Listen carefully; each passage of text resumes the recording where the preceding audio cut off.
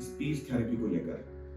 और maximum patients जो होते हैं वो मान के चलो आप कि लोग डॉक्टर्स के पास जाते हैं, ईएनटीज़ के पास जाते हैं, पीडियाट्रिक्स के पास जाते हैं, ये समस्या लेकर कि मेरे बच्चे को सुनाई तो ठीक देता है और चलता फिरता भी बिल्कुल ठीक है, एक्टिविटी भी सारी वो ठीक करता है और ब्रेन भी उसका बड़ा शार्प है। मैक्सिमम लोग मेरे को आके यही बोलते हैं कि साहब ये सारी चीज़ें कर लेता है लेकिन बोलता सही नहीं है। तुतला के बोलता है या हकला के बोलता है और बोलने में कुछ ना कुछ समस्याएं तो उसको लगती हैं या फिर पेरेंट्स को लगता है कि हाँ बोलने में कुछ समस्याएं हैं। तो होता क्या है एग्जैक्टली, लोग पहुंचते हैं अपने बच्चे को लेकर पीडियाट्रिक के पास या ईएनटीज़ के पास या किसी न्यूरो डॉक्टर के पास, ऐसा डॉक्टर्स के पास लेके अपने बच्चे को पहुंचते हैं और उनके ब्रेन में या उनका माइंडसेट होता है कि ये एक जो समस्या है या बीमारी जो है, उनको तो बीमारी जैसा फील होता है, तो ये मेडिकेशन से, इंजेक्शन से ऐसा कुछ मतलब करके और ठीक हो जाएगा। कोई दवाई देंगे, कोई होम्योपैथिक देंगे, कोई आयुर्वेद करके देंगे, उससे क्या होगा ये पूरी तरह से ठीक हो जाएगा, बच्चा मेरा करेक्ट बोलने लगेगा। एग्जैक्टली ऐसा नहीं है, या अगर ऐसा हो तो प्लीज़ आप मुझे कमेंट करके बताएं कि होम्योपैथिक से या आयुर्वेद से या आपका जो एलोपैथ है या किसी भी चीज़ों से, किन्हीं भी तरीकों से, इंजेक्शन के द्वारा या किसी भी चीज़ से अगर प्रॉब्लम जो है वो सॉल्व हो गई हो, मिस आर्टिकुलेशन की या स्टटरिंग की, तो एक बार आप जरूर कमेंट करें। तो एग्जैक्टली ऐसे में होता क्या है, ऐसे में होता है कि पेरेंट्स 10 जगह भागता है, 10 जगह भागने में वो टाइम उसका स्पेंड होता है, मनी भी उसका जाता ही जाता है। ऑब्वियसली 10 जगह जाएगा तो अगर हर जगह 500 रुपये भी, 300 रुपये भी लेके चलो, 300 रुपये भी लेके चलो, तो 3000 रुपये तो उसके ये हो गए और टाइम टू टाइम पीरियड बढ़ता गया। कोई दवाई खाई, कुछ टाइम किसी दूसरे को दिखाया, किसी दूसरे को दिखाया, ऐसे करके बढ़ता गया। लेकिन एक टाइम ऐसा आता है कि जब पेरेंट्स को पता चलता है कि ये दवाई से ठीक नहीं होने वाला है, इसके लिए मुझे स्पीच थेरेपिस्ट के पास जाना पड़ेगा या ऑडियोलॉजिस्ट के पास जाना पड़ेगा, तो वो वहां जाने के लिए भी रेडी हो जाता है। मैं मान के चलता हूँ, मैक्सिमम लोग तो नहीं आते, लेकिन मैं मान के चलता हूँ कि 10 में से 4 से 5 लोग आने के लिए एक बार रेडी हो जाते हैं। अब वो 10 में से 4 से 5 लोग स्पीच थेरेपिस्ट के पास या ऑडियोलॉजिस्ट के पास क्लिनिक में आ गए और वो ये ब्रेन सेटअप के साथ आते हैं कि यहाँ पे कोई मेडिसिन होगी या डॉक्टर साहब कोई मेडिसिन देंगे या थेरेपिस्ट साहब जो है वो कोई दवाई देंगे, उससे मेरा बच्चा जो है वो परफेक्टली ठीक हो जाएगा, सही बोलने लगेगा, सही तरीके से बातचीत करने लगेगा। उनकी एक्सपेक्टेशन पेरेंट्स की मेरे हिसाब से तो यही होती है। तो फिर पेरेंट्स के ब्रेन में ये रहता है कि यहाँ पे कोई मेडिसिन वगैरह का कार्यक्रम चलेगा, इंजेक्शन वगैरह का कार्यक्रम चलेगा और उससे बच्चा मेरा ठीक हो जाएगा। लेकिन जब वो विजिट करते हैं, विजिट करने के बाद जो स्ट्रैटेजी होती है, जो स्ट्रैटेजी उनको बताई जाती है काउंसलिंग करके या एग्जैक्टली आप कह लो कि समस्या को सुनकर जो समाधान बताया जाता है वो उनके सर से परे होता है। मतलब 10 पेरेंट्स हैं, 10 पेरेंट्स में से पहले तो 5 ही पेरेंट्स पहुंचते हैं स्पीच थेरेपिस्ट या ऑडियोलॉजिस्ट के पास। उन 5 पेरेंट्स में 3 पेरेंट्स ऐसे होते हैं जिनके सर से बात ऊपर जाती है। हो सकता है स्पीच थेरेपिस्ट जो है वो समझाने में थोड़ा सा विफल रहा हो या जो भी हो, मुझे लगता नहीं है कि बहुत ही टिपिकल सी बात है जिसको समझाने के लिए इतना ज़्यादा मशक्कत करनी पड़े। तो ये मान के चलता हूँ 5 में से मैंने खुद, ये मेरा खुद का एक्सपीरियंस है कि 5 में से 2 से 3 लोग नहीं आते। इवन मैं खुद गवर्नमेंट में बैठता हूँ तो वहाँ भी मैं देखता हूँ काफ़ी लोगों को बुलाता हूँ थेरेपी के लिए, लेकिन वो फिर नहीं आते। एक बार आए, 2 बार आए, उसके बाद फिर उनका आना बंद हो गया या एक पहली बार ही नहीं है। तो जो अब बाकी 5 में से 3 तो आए नहीं, 2 बचे।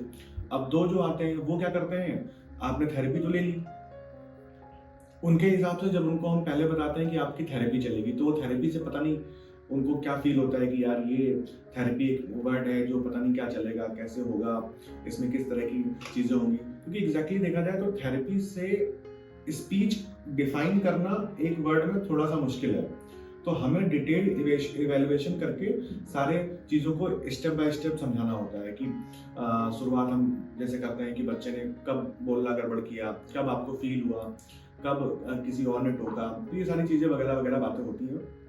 अब वो थेरेपी चलती है, थेरेपी सेशन उनके बच्चे के मान लीजिए स्टार्ट होने वाला हो गया और थेरेपी सेशन स्टार्ट भी हो गया।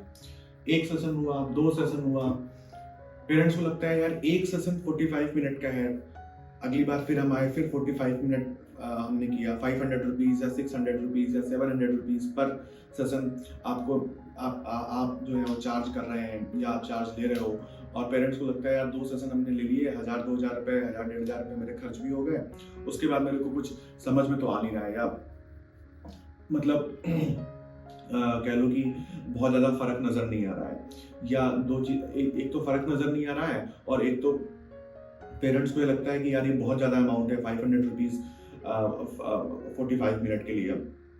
दो चीज़ें हो गई यहाँ पे। तो ये मेरा उन सभी पेरेंट्स के लिए है जो ये सोच के बैठे हुए हैं कि इसका मेडिकेशन में, दवाइयों में, होम्योपैथिक में या किसी भी तरह से हम करेंगे इलाज और ये ठीक हो जाएगा। मेरा ऐसा मानना है, या मुझे लगता है ये इस वाली बात पे तो आप सभी एग्री होंगे कि अननेसेसरी दवाइयाँ खाने से भी और मुसीबतें बढ़ सकती हैं। तो थेरेपी या प्रैक्टिस, मैं इसको थेरेपी का नाम तो नहीं दूंगा, लेकिन मैं इसको बोलूँगा प्रैक्टिस जितनी ज़्यादा आप कराओगे किसी भी चीज़ की, चाहे वो स्पीच के रिलेशन में हो, चाहे वॉइस के रिलेशन में हो, चाहे रिदमिक पैटर्न में हो, चाहे फिजियोथेरेपी के पर्पज से हो, किसी भी चीज़ की जितनी ज़्यादा प्रैक्टिस आप कराओगे वो उतना ही ज़बरदस्त तरीके से धीरे धीरे करके रिजल्ट आएगा। और ये एक चीज़ ऐसी है जिसमें आपको टाइम लगेगा। ऐसा नहीं होगा कि आज शुरू किया और 3 दिन के बाद रिजल्ट आना स्टार्ट हो गया, या 2 दिन में आपका बिल्कुल पहले जैसे नॉर्मल आपको स्पीच चाहिए तो बिल्कुल नॉर्मल हो गया, या कुछ भी हो। तो 2-3 दिन में प्रैक्टिस में तो कुछ नहीं होने वाला है। ये मान के चलिए कि किसी भी कंडीशन, कोई सी भी कंडीशन हो, फिर वो चाहे मॉडरेट लेवल की हो, चाहे सीवियर लेवल की हो, चाहे माइल्ड लेवल की हो, मिनिमम 10 सेशन तो आपको लेने ही पड़ेंगे या लेने ही चाहिए। और उस 10 सेशन के बीच में आपको भी अपने बच्चे और थेरेपिस्ट के साथ बैठना है। मुझे लगता है बैठना चाहिए। मैक्सिमम थेरेपिस्ट शायद नहीं बैठाते होंगे, लेकिन मुझे लगता है बैठना चाहिए, क्योंकि तभी आप थोड़ी बहुत चीज़ें सीख पाओगे, क्योंकि आपको भी घर पे जाके वही प्रैक्टिस करानी है। फॉर एग्जाम्पल, मैं अभी हमारा मिस आर्टिकुलेशन का सीरीज चल रहा है, मैंने का बोलना सिखाया। अब मैं का बोलना बच्चे को तो सिखा रहा हूँ, लेकिन पेरेंट्स को मैंने बाहर बिठा रखा है। अब पेरेंट्स को पता ही नहीं चल रहा है कि घर पे मुझे क्या प्रैक्टिस करानी है। एग्जैक्टली मैं नहीं कह रहा हूँ कि बच्चा बहुत डम है, हो सकता है बच्चा बहुत ब्रिलियंट हो, घर पे अपने आप से भी कर सकता है, लेकिन फिर भी बच्चे को तो ध्यान देके प्रैक्टिस एक टाइम पे फिक्स करके, या नहीं भी टाइम फिक्स कर रहे हो, हंसते खेलते हुए, गाते हुए, नहाते हुए, कपड़े धोते हुए, बाकी सब चीज़ें काम करते हुए, तो पेरेंट्स को ही सिखाना है। भाई 23-24 घंटे में 45 मिनट बच्चा आपके पास है, बाकी तो टाइम पेरेंट्स के पास ही है, स्कूल जा रहा है, सो रहा है, खा रहा है, तो वो तो पेरेंट्स के साथ ही स्पेंड कर रहा है। तो मुझे लगता है कि एक थेरेपिस्ट को, या जो भी है, आप पेरेंट्स को थेरेपिस्ट के पास बैठना चाहिए। 45 मिनट जो सेशन चल रहा है, जो प्रैक्टिस चल रही है, उसके बारे में थोड़ा जानना चाहिए, और वही सेम प्रैक्टिस घर पे करानी चाहिए। रेगुलरिटी के मामले में क्या है कि मैंने देखा है कि मैक्सिमम लोग क्या करते हैं कि 10 सेशन जैसे ले लिया, अब वो 10 सेशन उनको फटाफट खत्म करने होते हैं कहानी की तरह, कि पेरेंट्स के दिमाग में है 10 दिन मैडम ने बोला है या 10 दिन सर ने बोला है, मैं प्रैक्टिस लेने आऊँगा और 10 दिन में मेरा काम हो जाएगा, मैं डेली आके फटाफट करके और मैं अपना काम कर लेता हूँ, और फिर 10वें दिन 11वें दिन मैं सामने वाले का गला पकड़ूंगा कि आपने पैसे तो ले लिए 5-6 हज़ार रुपये, लेकिन सीखा कुछ नहीं मेरे बच्चे ने। तो ये भी नहीं है। मुझे लगता है कि मिस आर्टिकुलेशन, स्टटरिंग, ऐसे वाले क्लटरिंग, इन वाले केस में क्या है कि आपको पर्टिकुलर डेज पे तो कंटिन्यू आना ही नहीं चाहिए, थेरेपी के लिए आपको आना ही नहीं चाहिए। आप आज अल्टरनेट डेज पे आओ, आप जैसे आज आए तो कल आपको नहीं आना है मेरे हिसाब से, फिर आप परसों आओ, क्योंकि आज जो प्रैक्टिस कराई है वो प्रैक्टिस आप घर पे करो, वही सेम प्रैक्टिस नेक्स्ट डे करो, जो भी एक्सरसाइज आपको बताइए। फिर जब अगले दिन आप आओगे तो पुरानी वाली प्रैक्टिस आपको ऑलरेडी क्लियर हो चुकी होगी, फिर हम नए वाले सेशन पे बढ़ सकते हैं। पता चले आज मैंने प्रैक्टिस कुछ कराई है, वो प्रैक्टिस तो आपने सही तरीके से घर पे की भी है या नहीं भी की है, लेकिन उसमें इतना सक्षम नहीं हुए, फ्लुएंट नहीं हुए। कल मैं अगर वही सेम प्रैक्टिस आपको यहाँ करा रहा हूँ तो मुझे लगता है कि आपका टाइम वेस्ट हो रहा है, आपका पैसा वेस्ट हो रहा है, और हमारा क्या है, आप आओगे तो हम तो भाई करेंगे और चार्ज तो जरूर करेंगे, क्योंकि 45 मिनट्स या 50 मिनट्स बोलना है, कंटिन्यू बोल के सिखाना है, तो ये मेहनत का है।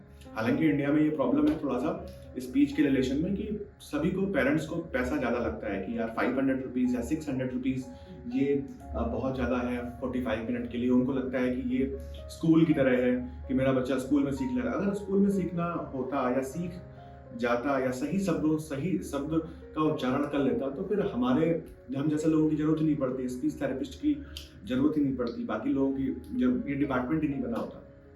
तो इन सारे मुद्दों पर मुझे बात करनी थी। तो बाकी उम्मीद करता हूँ कि आप लोग वीडियो देख रहे होंगे, बहुत सारे साउंड्स पे वीडियो बन चुके हैं, और मुझे लगता है कि आप अगर प्रैक्टिस कर रहे होंगे तो आपको क्लिनिक्स आने की ज़रूरत भी नहीं है। वैसे ये यूट्यूब पे फ्री है, ऐसा कुछ नहीं है, कोई चार्ज नहीं है, ओनली केवल लाइक और कमेंट और शेयर करना है अगर आपको अच्छा लगे तो। और बाकी कुछ लगे तो आप मुझे ज़रूर मैसेज कर सकते हैं, कॉल कर सकते हैं, मेल कर सकते हैं। आप जयपुर में हैं तो जयपुर में भी फैसिलिटी अवेलेबल हो जाएगी।